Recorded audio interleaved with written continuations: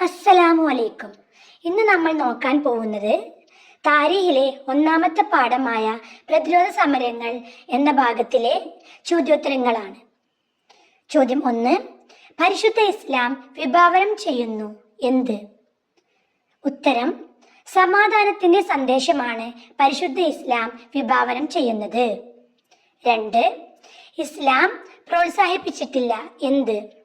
ഉത്തരം: യുദ്ധവും അക്രമവും ഒരിക്കലും ഇസ്ലാം പ്രോത്സാഹിപ്പിച്ചിട്ടില്ല. 3. ഇസ്ലാമിന്റെ അടിസ്ഥാന ലക്ഷ്യം എന്ത്? ഉത്തരം: സമാധാനം സ്ഥാപിക്കുക എന്നതാണ് ഇസ്ലാമിന്റെ അടിസ്ഥാന ലക്ഷ്യം. 4. എപ്പോഴാണ് ഇസ്ലാം യുദ്ധം അനുവദിച്ചത്? ഉത്തരം: മറ്റുള്ളവരെ അടിച്ചമർത്തുകയും നാട്ടിൽ കുഴപ്പമുണ്ടാക്കുകയും ചെയ്യുന്നവരെ പ്രതിരോധത്തിലാക്കാതിരുന്നാൽ അത് കൂടുതൽ കുഴപ്പത്തിനു കാരണമാവും ഇത്തരം സന്ദർഭങ്ങൾ എന്ന് മനസ്സിലായപ്പോഴാണ്. 5. ഇസ്ലാമിലെ യുദ്ധങ്ങളുടെ ഉദ്ദേശം എന്താണ്? ഉത്തരം: അക്രമമല്ല, ആത്മരക്ഷയാണ് ഇസ്ലാമിലെ യുദ്ധങ്ങളുടെ ഉദ്ദേശം. 6. മുസ്ലിങ്ങൾ മദീനയിലേക്ക് ഹിജ്റ പോയത് എപ്പോൾ? ഉത്തരം: മക്കയിൽ ശത്രുക്കളുടെ ക്രൂരതകൾ സഹിക്കാൻ കഴിയാതെ വന്നപ്പോൾ. 7. ശത്രുക്കൾ മുസ്ലിങ്ങളെ ദ്രോഹിക്കാൻ ആരെയെല്ലാം ഉപയോഗപ്പെടുത്തി? ഉത്തരം: മദീനയിലെ യഹൂദികളെയും മറ്റും. 8.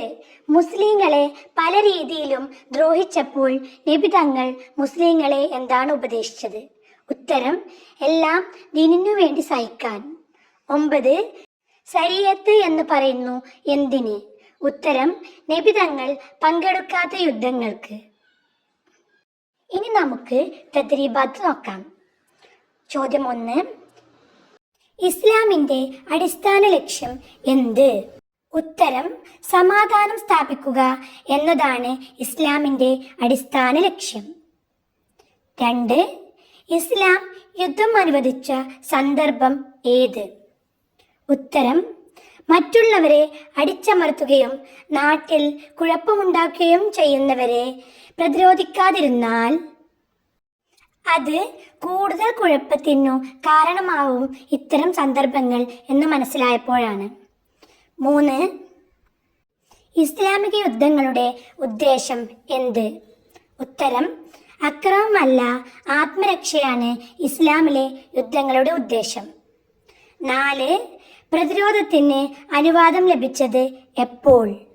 ഉത്തരം: ഹിജ്റ 2-ാം വർഷം സഫർ മാസത്തിൽ. 5. അസ്വത്ത് എന്നാൽ എന്ത്? ഉത്തരം: നബി തങ്ങൾ സംബന്ധിച്ച യുദ്ധങ്ങൾക്ക്. കുട്ടികളെ, ഇത്രയും ചോദ്യോത്തരങ്ങൾ എല്ലാവരും നന്നായിട്ട് പഠിക്കുക. അടുത്ത ഭാഗം നമുക്ക് അടുത്ത വീഡിയോയിൽ നോക്കാം. ഓക്കെ, അസ്സലാമു അലൈക്കും.